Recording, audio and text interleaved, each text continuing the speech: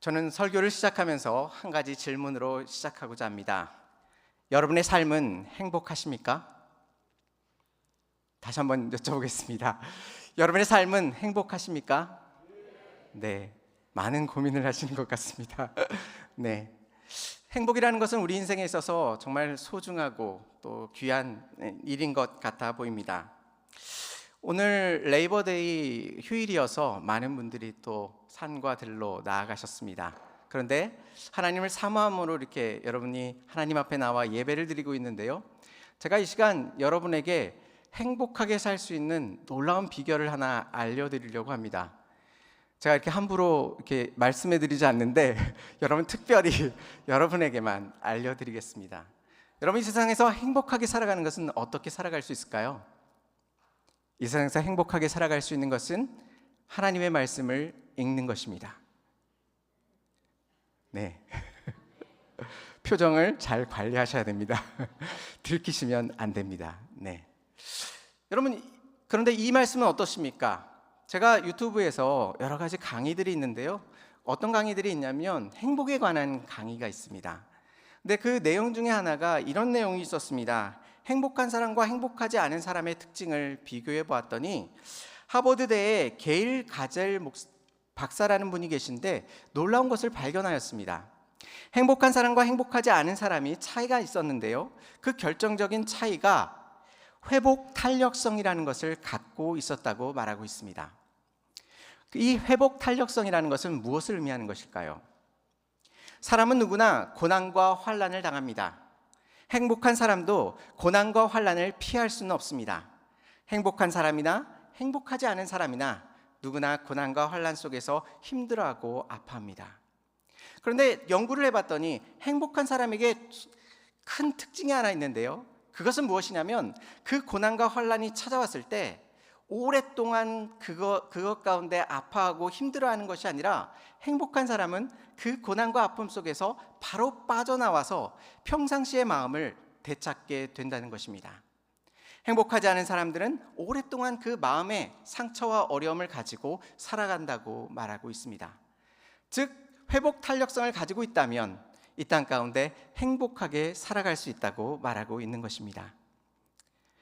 이상한 거는 제가 앞에서 행복하게 살아가는 것이 말씀이라고 말씀드렸을 때는 좀 시큰둥하게 들으시다가 제가 이런 하버드대에서 연구라고 말씀드렸더니 귀를 쫑긋 세우시며 고개를 끄덕이시며 듣고 계십니다.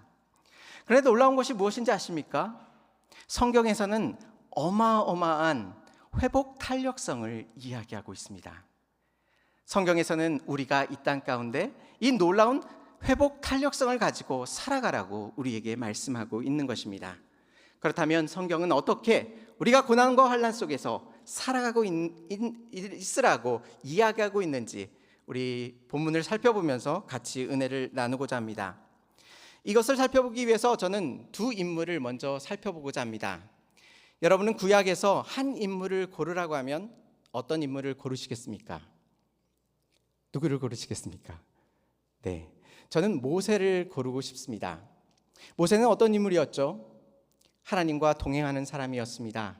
하나님께서 모세를 통하여 그 이집트 가운데, 애굽 가운데 이스라엘 백성을 구원시켜 주셨고요, 또한 모세를 통하여 이적과 기적을 수많이 일어날 수 있도록 만들어 주셨습니다. 하나님과 대화를 나눴었고요, 또 하나님께서 그 모습을 그에게 직접 보여주시기도 하셨습니다. 정말 놀라운 일이었고 또한 훌륭한 인물이었습니다. 이렇게 모세의 그 행적을 쫓아가다 보면 우리는 이 모세 앞에서 초라해질 수밖에 없습니다.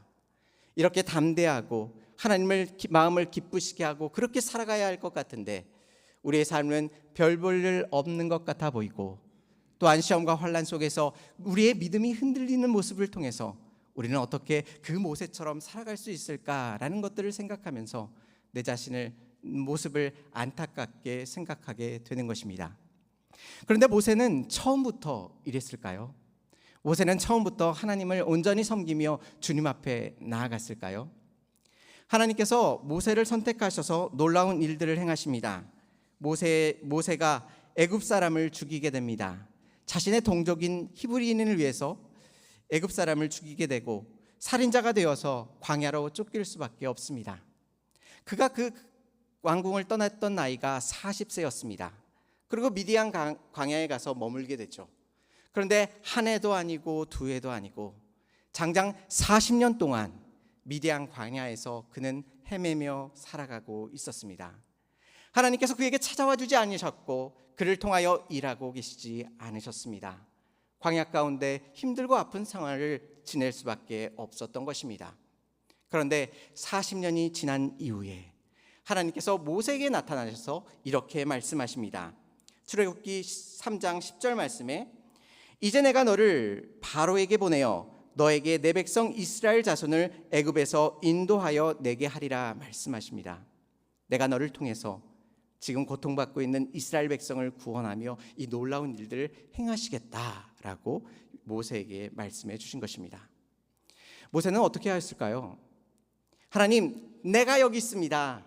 하나님, 나를 보내주시옵소서라고 이야기하였을까요? 어땠을까요? 모세가 한편에는 이런 마음이 있었습니다. 젊고 혈기 많을 때에, 또 하나님을 위하여 그렇게 헌신하였을 그때에 하나님께서는 그 모세를 돌보지 않으셨습니다. 광야와 어둠 속에서 힘들고 아픈 삶을 살아갈 수밖에 없었습니다. 그리고 이제 80이 되어 더 이상 힘이 없고 삶의 소망을 갖지 못하며 죽음을 준비하는 그 순간에 하나님께서 모세 가운데 찾아와 주셔서 그 일을 행하시겠다고 말씀하고 있는 것입니다. 모세는 어떤 마음으로 이 말씀을 받아들이고 있을까요? 하나님께서 출발하라고 하셨는데 모세는 출발하지 않습니다. 그리고 하나님 앞에 이렇게 말합니다. 3장 11절 말씀에 이렇게 이야기합니다. 모세가 하나님께 아뢰어 내가 누구이기에 바로에게 가며 라고 이야기합니다. 문자적으로 보자면 이 모세가 겸손히 하나님 앞에 이야기하는 것 같아 보입니다. 내가 힘이 없고 능력이 없습니다. 내가 무엇이기에 가겠습니까? 라고 그렇게 이야기하는 것 같아 보이는데 그 내면의 나중에 전체 문맥을 살펴보면 모세는 이렇게 이야기하고 있습니다. 하나님 다 늙어서 이제 힘도 없고 능력도 없는데 어떻게 지금 부르셔서 나를 이렇게 고생시키십니까? 라고 부르고 계신 것 같아 보입니다. 그래서 내가 누구이기에 가겠습니까? 라고 한탄하고 있는 것입니다. 그래서 하나님께서 무엇이라고 대답해 주셨을까요? 하나님께서 이렇게 말씀하십니다. 모세, 내가 너와 함께 할 거야. 네가 홀로 가는 것이 아니야. 내가 함께 하여 줄 거야. 뿐만 아니라 네가 장차 이스라엘 백성을 끌고 나올 것인데 이곳에서 하나님을 섬기며 예배하게 할 거야 라고 하나님께서 모세에게 말씀해 주셨습니다. 자, 이제 모세는 어떻게 해야 할까요? 그 말씀을 받았다면 모세는 그 자리에서 하나님, 나 출발하겠습니다 하고 출발했어야 할 것입니다. 그런데 모세는 두 번째 질문을 합니다. 3장 13절 말씀에 이렇게 이야기합니다.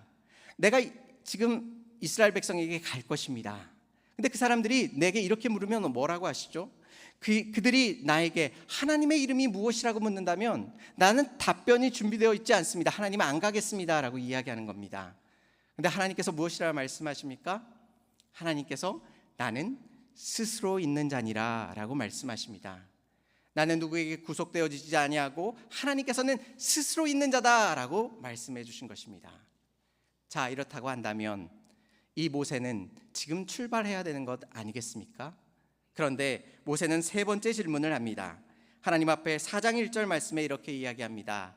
하나님, 내가 이스라엘 백성 가운데 갔을 때에 그들이 하나님 앞에 너의 앞에 하나님이 나타나지 않으셨다고 나를 무시하거나 한다면 하나님 어떻게 하겠습니까? 라고 하나님 앞에 하소연한 것입니다. 그러자 하나님께서 답답하셨던 것 같아 보입니다. 하나님께서 놀랍게도 이 모세에게 기적의 3종 세트 선물을 주십니다. 첫 번째 기적은 어떤 기적이었을까요? 모세에게 명령하십니다. 막대기를 던지라고 말씀하십니다. 지팡이가 무엇으로 바뀌었죠? 네, 뱀으로 바뀌었습니다. 그리고 하나님께서 모세에게 또 명령하십니다. 그 뱀을 손으로 잡으라 하였더니 그 뱀이 지팡이로 바뀌는 놀라운 이적을 경험하게 되었습니다. 두 번째로 하나님께서 그의 손을 소매에 품 안으로 넣으라고 말씀하셨고 그 손을 빼자 어떻게 되었습니까? 손에 나병이 걸리게 되었습니다. 나병이 걸린다면 이 평생 동안 저주받은 인생으로 고통과 아픔 속에서 살아갈 수밖에 없는 그러한 삶을 의미합니다. 그런데 하나님께서 다시 손을 넣으라고 하셨고 그 손을 다시 빼었을 때에 그 나병이 한순간에 다 낫는 놀라운 역사를 보여주셨습니다. 그리고 세 번째 이적은 무엇이었습니까? 모세에게 나일강에 가서 그 물을 떠오라고 말씀하셨고 그것을 부으라고 말씀하셨습니다. 그러자 나일강의 물이 피로 변하여 떨어지는 모습을 모세에게 보여주신 것입니다. 놀랍지 않으십니까? 이 놀라운 장면을 세 가지씩이나 모세에게 보여주신 것입니다. 모세는 출발해야 될까요? 출발하지 말아야 될까요? 여러분 어떠십니까? 여러분이라면 출발하셨겠습니까? 안 하셨겠습니까? 하셨을 것 같지 않으십니까? 하나님께서 기적을 보여주시고 말씀을 보여주셨는데요. 그런데 모세는 출발하지 않습니다. 그리고 하나님 앞에 다시 한번 따져 묻습니다. 무엇이라고 하나요? 4장 10절 말씀에 나는 입이 뻣뻣하고 혀가 둔한 자입니다. 하나님, 내가 가서 바로 앞에 내가 유창하게 이야기할 수도 없고 그를 설득할 수도 없습니다. 근본적으로 하나님의 이 계획은 잘못된 것입니다 라고 이야기합니다. 그러자 하나님께서 무엇이라고 말씀하셨을까요? 모세야, 사람의 입을 지으신 자가 누군지 아니? 이 땅의 모든 것들을 다스리시고 통치하시며 인간의 입을 만들고 눈을 만들어 보게 하고 감게 하고 그 입술을 열어 말을 하게 하고 그 모든 것들을 주관하고 다스리는 자가 누군지 아니? 바로 나 여호와 하나님이란다. 내가 가서 그 말을 전할 때에 너에게 할 말을 남겨줄 것이고 하나님께서 그 모든 것들을 주관하고 역사해 주실 것이라고 모세에게 이야기해 주신 것입니다. 자, 이 정도 됐다면 모세는 출발해야만 합니다. 그런데 모세는 끝까지 하나님 앞에 마지막으로 이렇게 외칩니다. 4장 13절 말씀에 오 주여, 보낼 만한 사람을 보내소서. 나는 아닌 것 같습니다. 보낼 만한 사람을 보내소서라고 끝까지 하나님의 뜻을 거부하며 그 곳 가운데 나아가지 않는 모습을 살펴볼 수 있습니다. 우리는 모세라고 이야기하면 신앙적인 영웅을 떠오릅니다. 하나님 앞에 온전히 순종하고 그 모든 것들을 따라가며 하나님을 온전히 섬겼던 그런 모세를 기억합니다. 그런데 지금 살펴본 모습은 어떠합니까? 우리 이 예배당에 나와 하나님을 예배하며 또한 주님 앞에 나아가는 여러분보다도 못한 것 같지 않으십니까? 여러분이라면 5번까지 하나님 앞에 아닙니다, 아닙니다 라고 하나님 앞에 따져 물으시겠습니까? 아니면 하나님께서 기적과 이적을 보여주시고 말씀하신다면 그 어느 때든지 출발하시겠습니까? 곰곰이 생각해 보면 우리는 5번까지 갈 것 같지도 않아 보이는데 이 모세는 5번이나 하나님 앞에 대들며 하나님 앞에 따져 묻고 있는 것입니다. 믿음이 연약하여 보이고 별 볼 일 없어 보입니다. 자, 그렇다고 한다면 모세가 이제 이스라엘 백성을 끌고 출애굽하였습니다. 근데 그가 맞닥뜨린 것이 무엇이었죠? 앞에는 홍해가 가로막혀져 있습니다. 뒤를 쳐다봤더니 지금 이집트 군대가 자신들을 죽이기 위하여 달려오고 있습니다. 자, 우리가 지금 살펴본 모세라면 하나님께 어떻게 이야기했을까요? 어떻게 이야기했을까요? 하나님 앞에 저는 이렇게 이야기했을 것 같습니다. 하나님 보세요, 내가 안 간다고 했잖아요. 내가 안 간다고 했는데 왜 이 곳 가운데 부르셔서 홍해 앞에 가르게 하시고 이집트 군대가 와서 우리를 죽게 하십니까? 내가 진작 말하지 않았습니까? 하나님 왜 이러십니까? 왜 나를 괴롭히십니까? 라고 따져 물었을 것 같아 보입니다. 그런데 우리는 성경 본문을 통해 완전 다른 모세의 모습을 발견하게 됩니다. 모세가 이렇게 이야기합니다. 14장 13절 말씀을 같이 읽겠습니다. 시작. 모세가 백성에게 이르되 너희는 두려워하지 말고 가만히 서서 여호와께서 오늘 너희를 위하여 행하시는 구원을 보라. 너희가 오늘 본 애굽 사람을 영원히 다시 보지 아니하리라. 아멘. 사울이니 너희는 가만히 있을지니라. 아멘. 아멘입니다. 지금 모세가 무엇이라고 이야기합니까? 이스라엘 백성이여, 두려워하지 마십시오. 여호와 하나님께서 우리와 함께 하십니다. 하나님께서 우리를 위하여 싸우실 것입니다. 여러분이 할 것은 아무것도 없습니다. 가만히 있어서 하나님께서 일하시는 것을 보십시오라고 담대하게 선포하고 있습니다. 우리가 앞에서 살펴본 다윗의 모습은 믿음이 연약한 별 볼 일 없는 모세였습니다. 그런데 지금 모세의 모습은 어떠합니까? 흔들리지 않는 믿음 속에, 고난과 아픔 속에 하나님을 의지하며 이스라엘 백성 가운데 하나님을 선포하고 있는 담대한 모세를 발견하게 됩니다. 모세는 어떻게 이렇게 변화된 것일까요? 모세가 출애굽하기 이전에 하나님의 명령을 받은 모세는 애굽으로 돌아가 어떤 일을 행하였죠? 10가지 재앙을 선포하였고 하나님께서 10가지 재앙을 내리셨습니다. 여러분, 출애굽기의 이 부분을 읽어가시면서 이상한 것을 발견하지 않으셨습니까? 읽으면서 이건 좀 이해가 되지 않는다라는 것을 발견하지 않으셨습니까? 제가 신학교에서요, 신학을 공부할 때에 저희 반에 여자 전도사님이 한 분 계셨는데요, 이 전도사님이 북한에서 건너온 전도사님이셨습니다. 근데 한 번은 자리를 같이 해서 교제를 나누는 시간이 있었는데요, 이분이 북한을 빠져나오는 과정을 저에게 잠깐 소개해 주신 적이 있습니다. 자신이 북한에서 도망강을 건너서 탈출하였는데 잡혀왔다고 합니다. 그래서 죽을 수밖에 없는 상황에 놓여져 있었는데요, 그런데 거기를 관리하는 분이 한 분 계셨는데, 그분이 이 전도사님에게 당신을 반드시 풀어줄 거니까 너무 걱정하지 말라고 그렇게 다독이면서 이야기를 하셨답니다. 그런데 오랜 기간 동안 이야기를 하면서 나눴는데 이분이 북한에서 몰래 성경책을 읽고 있으셨대요. 그런데 그 성경책 내용 중에 하나가 출애굽기라는 겁니다. 출애굽기를 읽으셨는데 출애굽기에서 이상한 것이 하나 있다라는 거 말씀하신 겁니다. 무엇일까요? 좀 생각나시는 거 있으세요? 네. 이분이 뭐라고 이야기했냐면, 하나님께서는 왜 바로의 마음을 완악하게, 강팍하게 만드셨냐는 겁니다. 지금 10가지 재앙을 왜 시작하고 있죠?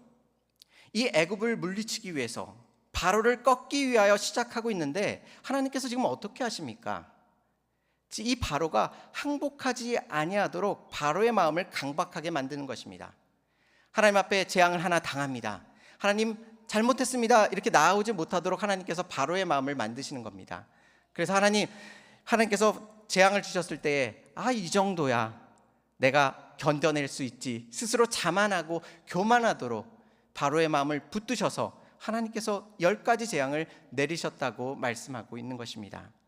그분이 있기에도 이것은 너무나도 이상하다는 것입니다. 여러분, 하나님께서 전지전능하심을 믿으십니까? 하나님께서 전지전능하심을 믿으십니까? 네, 그렇습니다. 하나님께서는 전지전능하십니다. 하나님께서 원하셨다면 그 전지전능하신 하나님께서 한 방에 이 이집트를 다 꺾으시고 없애실 수도 있으셨습니다. 그런데 하나님께서 한 번에 끝내지 아니하시고 10가지 재앙을 내리십니다. 물로부터 시작하여 하늘의 태양과 또한 마지막에는 생명까지도 하나님께서 주관하시고 역사하심을 보여주셨습니다. 자, 그렇다면 여러분, 10가지 재앙은 왜 하나님께서 내리셨을까요? 분명 바로라 이집트를 꺾기 위해서 하나님께서 그것을 내리셨다면 바로의 마음을 완악하게 만들지 마셨어야 할 것입니다. 그런데 하나님께서는 완악하게 만드셔서 10가지 재앙을 내리신 것입니다. 하나님께서 10가지 재앙을 내리신 이유는 그 재앙을 통해서, 그 고난과 환난을 통해서 모세와 이스라엘 백성이 하나님께서 이 땅의 모든 만물을 다스리시고 역사하시며 그들의 백성을 인도하시기에 합당하신 분이심을 알려주시기 위하여 그들에게 10가지 재앙을 내리신 것입니다. 이스라엘 백성을 꺾기 위한 것이 이집트 백성을 꺾기 위하여 그것을 내리신 것이 아니라 모세와 이스라엘 백성 가운데 하나님께서는 물을 통치하시고 생물을 통치하시고 태양과 달과 별을 통치하시며 또한 생명까지도 통치하시는 전능하신 하나님이심을 그들이 깨달아 알 수 있도록 10가지 저항을 내리신 것입니다. 그것을 지켜본 모세가 어떻게 변하였습니까? 하나님의 말씀 가운데 회의적이고 하나님의 말씀에 온전히 순종하지 아니했던 모세가 이제는 홍해 앞에서 이스라엘 백성을 향하여 백성들이여 두려워하지 마십시오, 놀라지 마십시오. 이 땅의 모든 것들을 통치하시고 다스리시는 하나님께서 우리를 위하여 이 시간 싸우고 계십니다.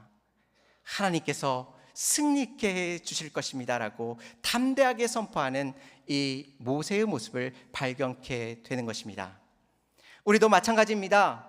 우리의 삶 속에서 고난과 환난이 찾아왔을 때 하나님만을 붙들며 온전히 살아가고자 다짐하지만 시험과 환난 속에서 무너지는 우리의 믿음을 발견하게 됩니다. 그런데 하나님께서는 우리를 홀로 두지 아니하시고 우리의 인생 가운데 고난과 환난을 통해 하나님께서 이 땅의 모든 것들을 통치하시며 다스리시며 이끄심을 우리에게 확인시켜 주셔서 모세와 같이 못난 우리의 삶을 통해 우리의 믿음을 통해 하나님께서는 아름답고 놀라우신 일들을 이루시며 하나님께서 기뻐하시는 백성으로 우리를 인도해 주고 계신 것입니다. 고난과 환난 속에 믿음 속에 실망하거나 좌절하지 마시고 그 고난과 환난을 통해 굳건한 믿음을 주시는 거룩하신 하나님을 바라볼 수 있는 저와 성도님들이 되시기를 주님의 이름으로 축원합니다. 두 번째로 신약의 대표적인 인물을 살펴보겠습니다. 여러분은 신약에서 대표적인 인물을 한 명을 고르라면 누구를 선택하시겠습니까? 제가 선택한 인물은 바울입니다. 사도 바울입니다. 사도 바울의 행적은 어떠하였습니까? 하나님께서 그에게 은혜를 덧입히셔서 그가 기도하는 사람마다 모두 질병과 아픔 속에서 벗어날 수 있게 하여 주셨고 병든 자뿐만 아니라 죽어가는 영혼이 살아났으며 또한 하나님의 음성을 들고 성경을 썼습니다. 뿐만 아니라 하나님께서 그의 눈을 열어주셔서 천국을 바라볼 수 있도록 그에게 놀랍고 크신 은혜로 붙드시고 인도하여 주셨습니다.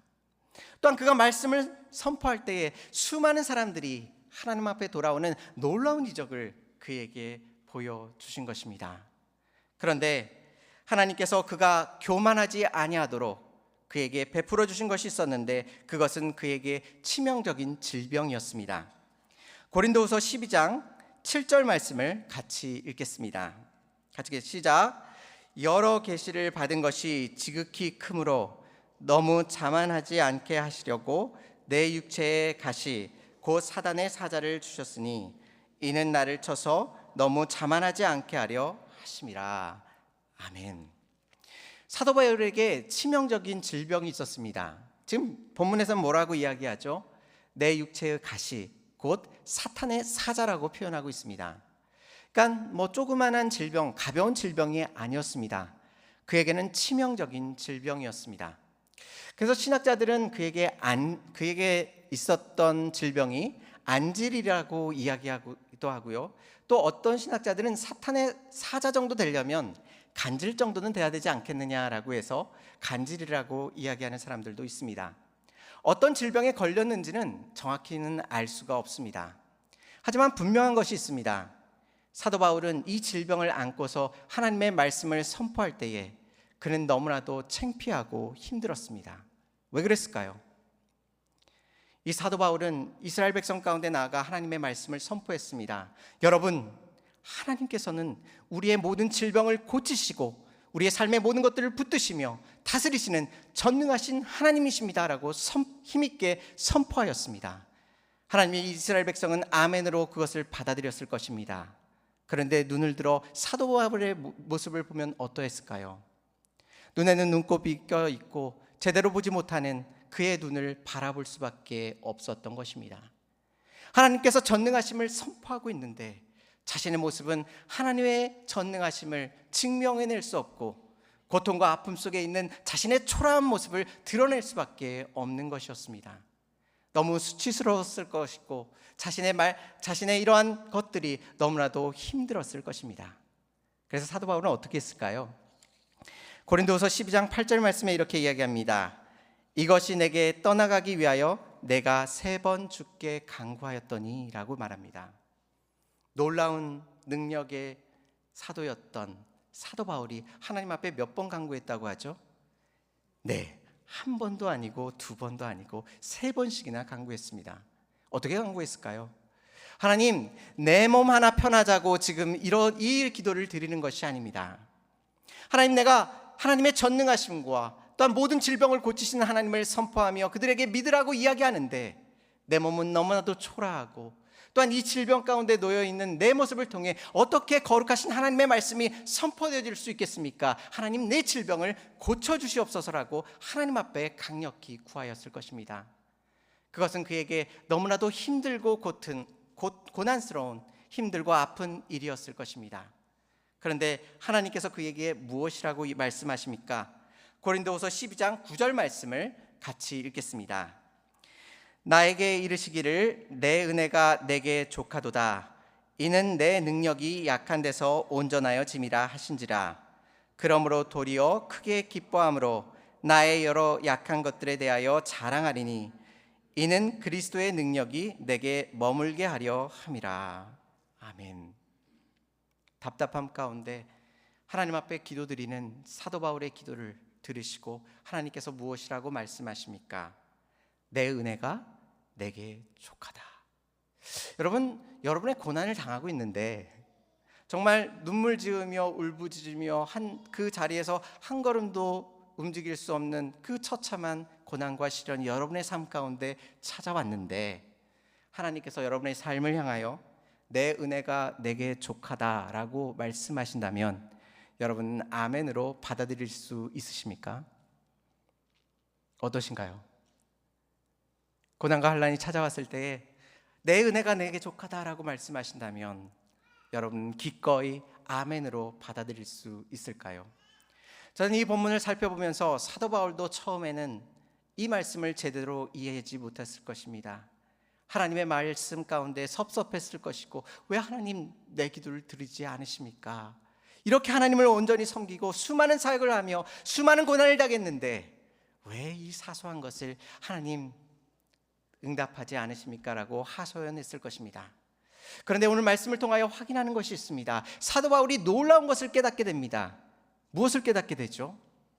그에게 엄청난 능력이 있었고 또한 그 말씀을 통하여 수많은 사람들이 돌아오고 천국을 바라보고 어마어마한 일들을 행하였습니다. 그 가운데 사도 바울은 장차 그 마음이 교만하고 자만해질 수밖에 없음을 자신이 스스로 깨닫게 된 것입니다. 그것을 깨닫자 어떻게 이야기합니까? 하나님께서 이 치명적인 질병을 나에게 주시지 않았다면 나는 벌써 하나님을 등지고 하나님께서 일하시고 하나님께서 역사하신 것이 마치 내가 한 것처럼 사람들에게 주장하며 하나님을 등지고 나만을 높이며 하나님을 높이지 아니하고 스스로 살아갔을 것이라는 것을 그가 깊이 깨달아 알게 된 것입니다. 이 치명적인 질병이 그에게 있었기에 지금 그리스도의 능력이 그를 떠나지 아니하고 그와 동행하며 그에게 함께 하심으로 말미암아 그리스도의 능력을 통해 병든 자가 일어나며 죽은 자가 다시 살아나며 하나님의 놀라우신 이적이 이 땅 가운데 일어나는 것임을 사도 바울은 깊이 깨닫게 된 것입니다. 그것을 깨닫자 지금 사도 바울은 그 질병이 고침을 받지 않았습니다. 그런데 우리가 읽은 9절 말씀 중간에 무엇이라고 이야기합니까? 도리어 크게 기뻐함으로. 너무나도 그 질병 가운데 노임을 받기를 원했고 하나님께서 고쳐주시기를 원했음에도 불구하고 하나님께서 고쳐주지 않으셨습니다. 그런데 그 질병을 통하여 무엇을 깨달았습니까? 하나님께서 나를 이렇게 사랑하시는구나. 이 질병을 주시지 않으셨다면 내가 하나님을 부인하며 교만하며 자만해져서 하나님을 멀리 떠나고 하나님을 부인하며 내 자신만을 의지하였을 텐데 하나님께서는 끝까지 나를 사랑하시고 인도하시고 붙들어 주셔서 나에게 치명적인 질병을 허락하심으로 말미암아 내가 하나님을 떠나지 아니하고 부인하지 아니하고 교만하지 아니하며 겸손히 이 순간까지도 그리스도의 능력이 내 안에 머물 수 있도록 하나님께서 함께하여 주셨구나라는 것을 깊이 깨닫게 된 것입니다. 그 가운데 치명적인 질병 속에 사도 바울은 무엇이라고 이야기합니까? 도리어 크게 기뻐함으로 하나님 앞에 나아가겠노라 이야기합니다. 여러분, 이 기쁨이 거짓된 기쁨으로 느끼십니까? 고난과 아픔 속에 그냥 다른 사람에게 믿음이 좋게 보이기 위하여 행하는 것으로 보이십니까? 진정으로 그 마음에 울림이 있어서 하나님의 그 놀라우신 사랑을 믿고 깨달아 알았기에 그가 이 고난과 환난 속에서 진정 기뻐하며 감사하며 질병 가운데 아파하면서도 하나님을 높여드리고 있는 모습을 우리들 가운데 보여주고 있습니다. 사도 바울은 이 고난을 통해 이 고난만이 아니구나라는 것을 깨닫습니다. 그래서 10절 말씀에 이렇게 이야기합니다. 그러므로 내가 그리스도를 위하여 약한 것들과 능력과 궁핍과 박해와 공고를 기뻐하노니 이는 내가 약한 그때의 강함이라 이야기합니다. 아멘입니다. 아멘입니다. 내가 당하는 약한 것, 능력, 궁핍, 박해, 공고, 그 어느 것 하나 쉽지 않습니다. 우리의 인생 가운데 찾아와 우리의 마음을 아프게 하고 힘들게 하며 넘어뜨리는 이것들을 어떻게 기뻐할 수 있겠습니까? 그런데 하나님께서 그 고난과 아픔 속에서 잠시도 우리를 홀로 두지 아니하시고 우리의 가장 좋은 것들로 채우시며 인도하시는 그 놀라우신 섭리가 그 가운데 있음을 알고 깨달았을 때에 우리는 궁핍과 능력과 박해와 공고 안에서 기뻐하며 즐거워하며 하나님 앞에 나아갈 수 있는 것입니다. 고난과 환난 속에서 하나님을 원망하고 또한 불평했던 우리의 모든 마음을 내려놓고 그 고난과 환난 속에서 거룩하신 하나님의 그 놀라우신 뜻을 바라보며 하나님 앞에 기뻐하며 즐거워하실 수 있는 저와 성도님들이 되시기를 주님의 이름으로 축원합니다. 그래서 야고보서 오늘 본문에서는 이렇게 이야기합니다. 야고보서 1장 2절 말씀을 같이 읽겠습니다. 내 형제들아 너희가 여러 시험을 당하거든 온전히 기쁘게 여기라. 아멘입니다. 여러분, 고난과 시험이 찾아왔을 때 기뻐하는 사람은 어떤 사람입니까? 어떤 사람이죠? 일반적으로 말하자면 미친 사람입니다. 그렇지 않겠습니까? 고난과 환난이 찾아왔는데 웃고 있다고 한다면 정상적인 사람이겠습니까? 근데 우리에게 어떤 이유가 있습니까? 고난과 환난이 우리를 넘어뜨리고 우리를 힘들게 하려는 목적이 아니라 우리를 사랑하여 하나님께서 너무 사랑이 벅차셔서 우리에게 고난과 환난을 통해 우리의 삶을 다스리고 역사하심을 깨달았을 때에 우리는 시험과 환난 속에서 비로소 기뻐하며 즐거워하며 하나님 앞에 나아갈 수 있는 것입니다. 그 상황 속에서 3절 말씀에 이렇게 이야기합니다. 이는 너희 믿음의 시련이 인내를 만들어내는 줄 너희가 알미라 라 말합니다. 고난과 시련이 무엇을 만들어냅니까? 인내를 만들어냅니다. 여러분, 권투 선수가 훈련하는 것을 지켜보신 적이 있으십니까? 권투 선수가 훈련하는 모습을요. 권투 선수가 훈련을 할 때 이렇게 합니다. 권투 선수가 바닥에 눕습니다. 바닥에 눕고요. 코치가 무거운 공을 들고 나옵니다. 그리고 그 앞에 그 가운데 서서요, 그 공을 배를 향하여 힘껏 내던집니다. 얼마나 아플까요? 그런데 한 번 하는 것이 아니라 수차례 그 일을 합니다. 왜 그 일을 할까요?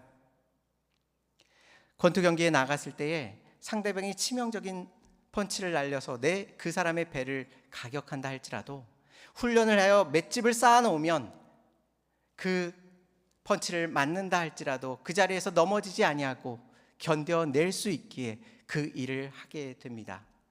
하나님께서 무엇이라고 말씀하십니까? 우리의 시련과 환난을 통하여 하나님께서 우리에게 맷집을 갖게 만드신다고 말합니다.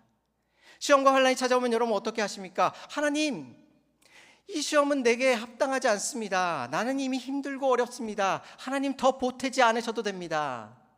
하나님, 나를 사랑하시기는 하신 겁니까? 라고 하나님 앞에 불평불만하며 그렇게 나아갑니다. 그런데 하나님께서는 믿음의 시련을 통하여 어떻게 만드십니까? 우리가 불평불만할 수밖에 없는 시험과 환난 속에서 하나님, 분명한 하나님의 뜻이 있음을 믿습니다. 이 고난과 환난이 나를 미워하고 싫어하셔서 부르신 것이 아니라 나를 사랑하셔서 나에게 가장 좋은 것들로 채우시기 위하여 이것을 주시는 것임을 믿습니다라고 끝까지 견디며 인내할 수 있는 그 놀라운 실력을 우리에게 주시기 위하여 시험과 환난을 허락해 주신다고 말씀하고 있는 것입니다. 그 인내가 무엇을 만들어낼까요? 4절 말씀을 보시면 인내를 온전히 이루라. 이는 너희로 온전하고 구비하여 조금도 부족함이 없게 하려 함이라 말씀하십니다. 우리는 하나님을 믿기 전에 별 볼 일 없고 초라하며 앞에서 제가 말씀드린 것처럼 모세처럼 하나님의 말씀에 온전히 순종하지 못하고 그렇게 살아가던 별 볼 일 없는 사람이었습니다. 그런데 하나님께서 어떻게 하신다고 말씀하십니까? 그런 우리를 버리지 아니하시고 시험과 환난 속에서 우리의 삶을 인도하시고 역사하여 주셔서 온전하고 구비하여 조금도 부족함이 없는, 하나님께서 자랑스러워하시며 하나님께서 기뻐하시는 그 자녀로서 끝끝내 우리를 인도해 주시고 세워주실 것임을 약속해 주고 계십니다. 고난과 환난이 우리를 어렵게 하거나 곤란해 만들게 하기 위하여 하나님께서 주시는 것이 아니라 우리를 사랑하여 주심으로 주시는 것임을 다시 한번 기억하며 주님 앞에 나아가시기 바랍니다. 여러분, 하나님께서 여러분을 사랑하시죠? 그렇습니까? 네, 하나님께서 여러분을 사랑하십니다. 하나님께서 저를 사랑하실까요? 어떠세요? 저를 사랑하실까요? 네, 사랑하십니다. 그렇다면 하나님께서 저에게는 고난과 환난을 주시지 않으실까요? 어떠신가요? 저에게는 고난과 환난을 주시지 않으실까요? 예전에 이런 일이 있었습니다. 정말 인생의 중요한 일을 가지고 기도하며 하나님 앞에 준비했던 일이 있습니다. 이 일이 되고 안 되고가 삶의 모든 것들을 결정하고 정말 일생에 너무나도 중요한 일이었습니다. 하나님 앞에 기도하며 그 일을 준비해 나갔습니다. 그런데 정말 하나님께서 도와주시는 것처럼 모든 것이 너무나도 잘 풀려 나아가는 것입니다. 제가 속으로 하나님께서 저를 너무 사랑하시는군요 라고 하면서 그 일을 기쁘게 감당해 나아갔습니다.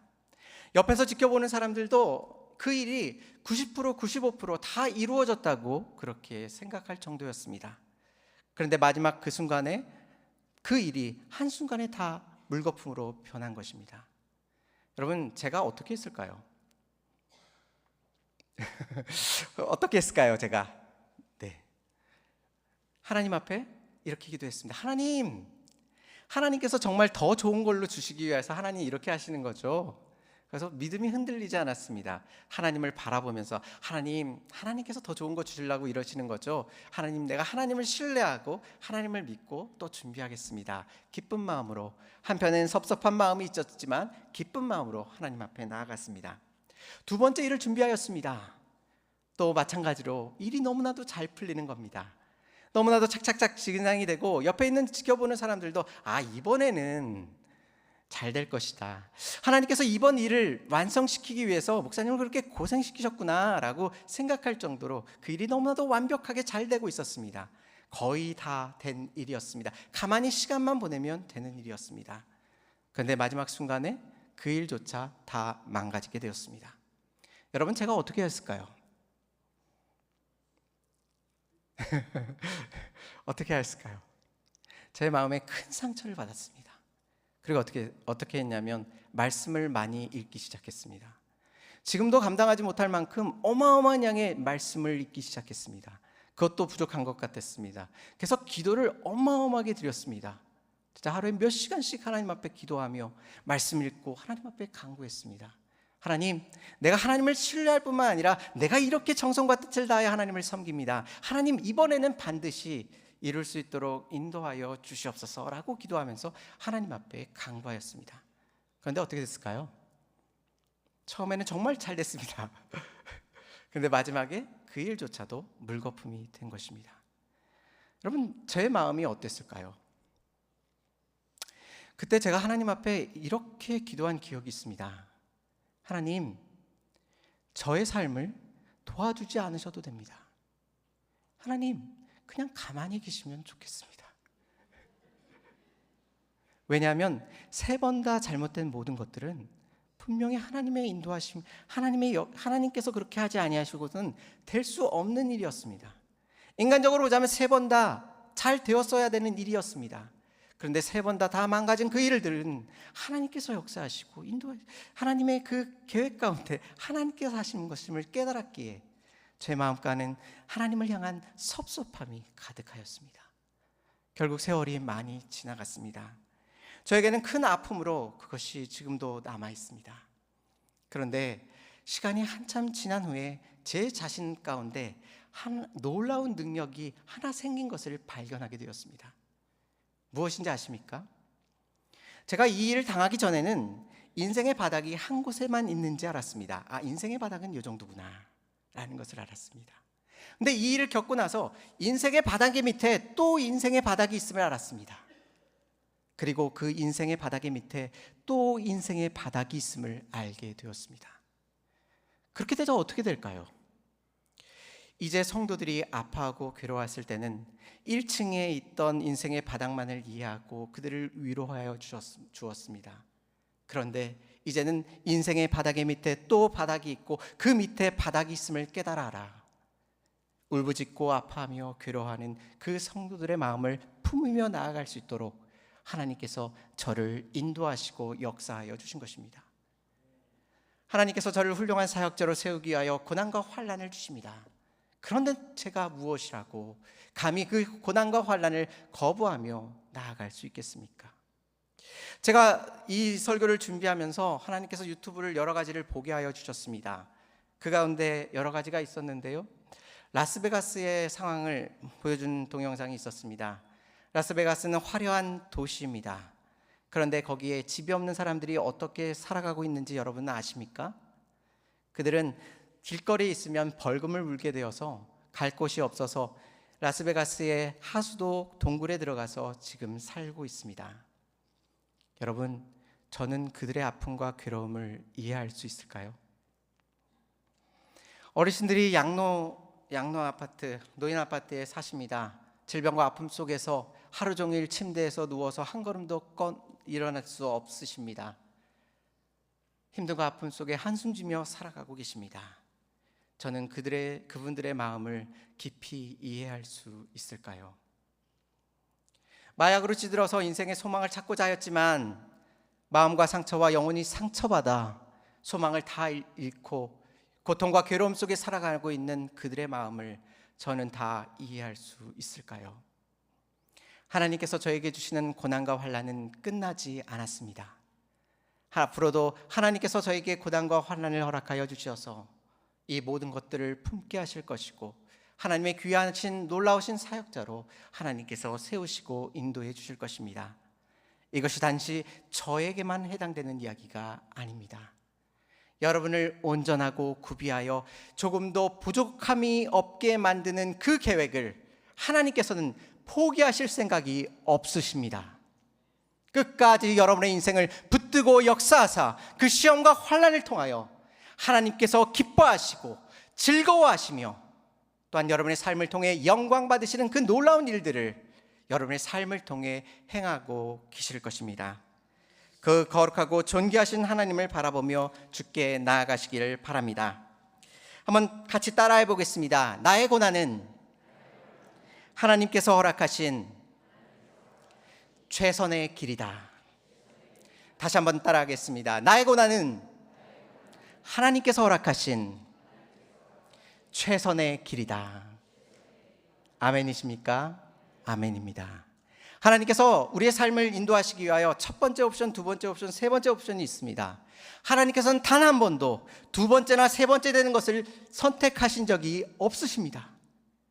우리가 고난과 환난을 당하는 그 순간에도 하나님께서는 가장 좋은 것들을 선택하셔서 우리의 삶 가운데 인도하시고 역사하고 계십니다. 그래서 나의 고난은 하나님께서 주신 최선의 길임을 고백하시기를 바랍니다. 고난과 환난 속에서 초라한 모습 가운데 실망하거나 좌절하지 마시기 바랍니다. 하나님께서 우리의 삶을 통해 놀라우신 역사하심을 통해 초라했던 모세를 일으켜 세우시고 위대하게 만드셨던 것처럼 보잘것없는 우리의 인생을 아름답게 만드실 것입니다. 시험과 환난 속에서 더 이상 좌절하고 실망하고 원망하지 마시기 바랍니다.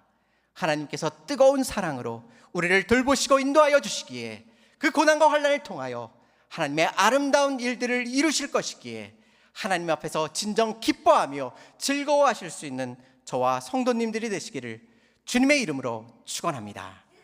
다 같이 기도하겠습니다.